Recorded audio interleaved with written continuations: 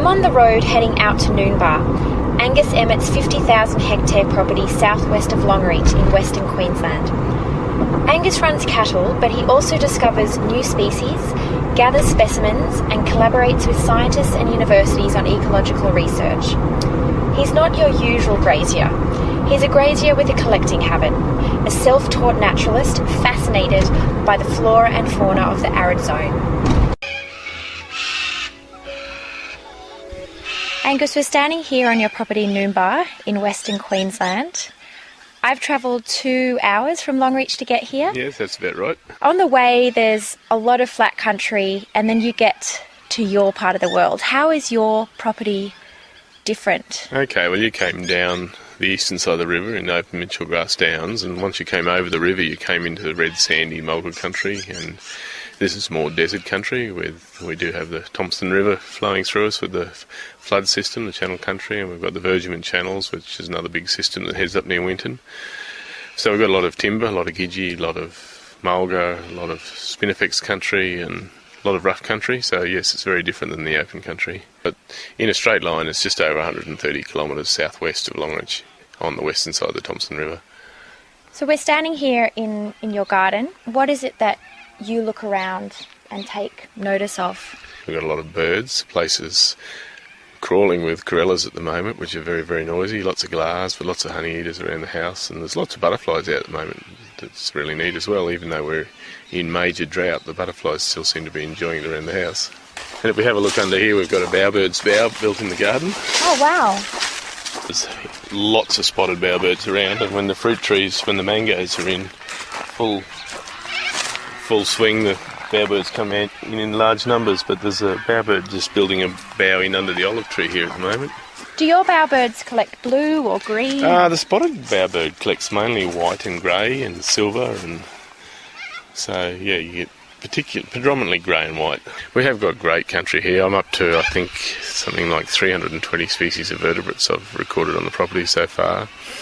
And if you look at something like cicadas, I've collected 30 species, 15 of them are new to science, undescribed. And yes, there's new stuff everywhere through Western Queensland. It's just a matter of looking. Is it mainly the invertebrates that are new, do you think? Oh, no. I've just described with Patrick Cooper, who's a curator of reptiles at the Queensland Museum, and Jane Melville, who's a similar position in Museum Victoria, and we've described a new dragon from the spinifex here and named it after my daughter, which was really neat. There's a lizard, a burrowing Larista here in the garden that's really hard to find, but it's named after me, and found it here in the garden. So there's still lots of particularly reptiles and frogs to be described around Western Queensland.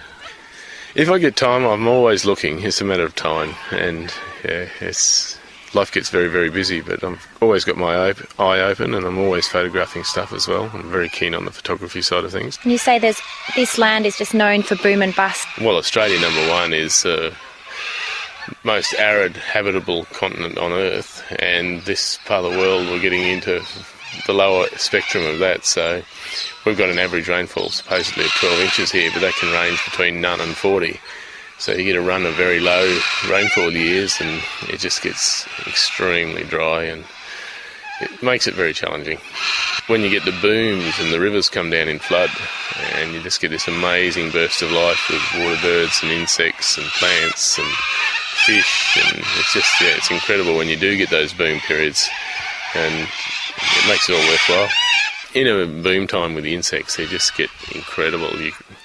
If you haven't got your house closed up, you just, you can't do anything. They just come in millions. I've seen it in Longreach when every power pole was covered in black beetles, we call stink beetles. Just, you couldn't see the power pole from top to bottom, and all the katydids in the streets just stunk from people driving over insects, and it had a very distinctive and very powerful odour. I'm sure. I have yet to experience that, but maybe. Well, it's interesting with a run. We've just had a run of 3 or 4 quite good years, and the whole boom's peaked out a lot. It's just running more steadily, but now we're going back into a dry, so I presume after a dry would go back into a boom, but we'll just have to see what happens. Angus, you have lived here for 50 years. Is there anything that still surprises you about the place? Oh, I'm still finding new stuff had a spotted crake's turned up the other day. It's a little water hen-like bird. It's the first record I've ever had here, but you still see new things. Even after looking for a long period of time, there's still things turning up. And as I said, with insects and other invertebrates, there's new stuff all the time. It's just such a huge field that it'd take, if you spent your whole life just on one particular little group, you might get a handle on it, but that's what it would take. You do have a study with a lot of books and a lot of specimens that you've collected along the way. Can we have a quick look? Yeah, we can wander in there and have a look at it.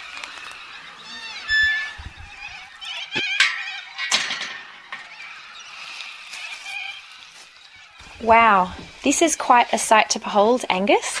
How many books do you think you've got in here? I have no idea how many books. I've just bought a heap of bookshelves, so I'm trying to put a bit of order into it, but it's a bit of a mess in here. But this is my study where I process specimens for the museum and got my library, and as you can see, it's full of specimens that I haven't had time to process yet, and I've got to go through them. And so what are we looking at in there? There's dead snakes and dead birds and all that sort of thing. And when I get, for instance, if I get a reptile, I freeze it till I get to it, but then I defrost it. I pull some liver out and put in absolute alcohol for the genetic bank down at the Queensland Museum, and then I fix them in formalin.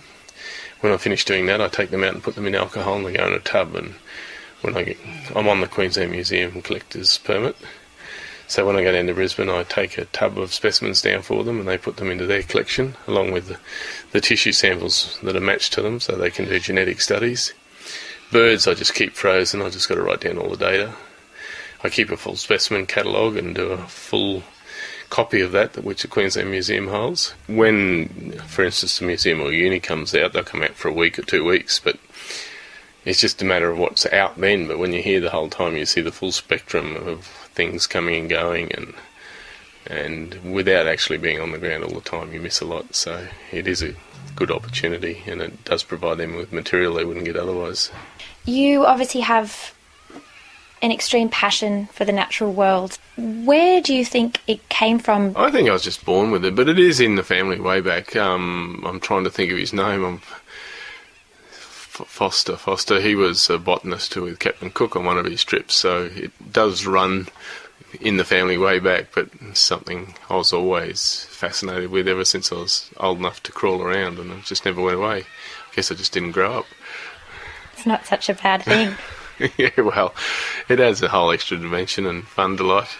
It's important. I think we all take ourselves too seriously, and we actually need to get back to basics of it, and we rely on the natural world for our existence, and it's all about the natural world and the environment we rely on, and relationships and friendships. So yeah, I think it's a really important lesson in life, and we need to take it on board a bit more. That was grazier and lifelong naturalist Angus Emmott speaking at his property Noonbar in Western Queensland. And that was Gemma Devine, ABC Open producer for Western Queensland.